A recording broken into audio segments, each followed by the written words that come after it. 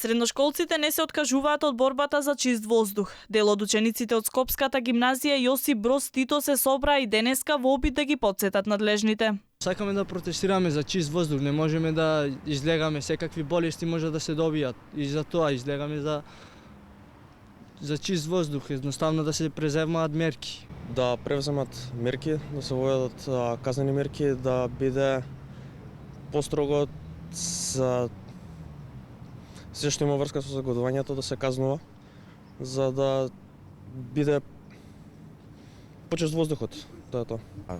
Сакаме да дишеме чист воздух, здраво да живееме. Ви смета што е загаден воздухот? Многу. Смета секом. И кој што нема проблеми може да му смета.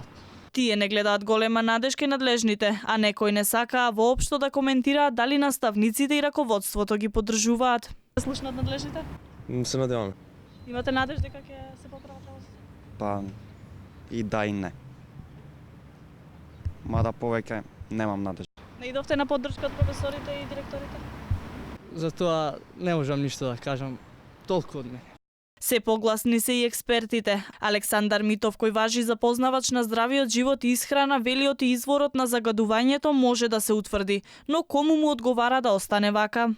Аерозагадувањето остава отпечатоци од прст, тоест многу прецизно може да се одреди изворот на загадувањето. Честичките од 2,5 и 10 ppm имаат свој хемиски состав. Преку анализа на тој хемиски состав може речиси 100% да се одреди изворот и потеклото на загадувањето. Голема студија со примероци од цело Скопје прецизно ќе каже кој и колку загадува и ќе нема простор за чудење.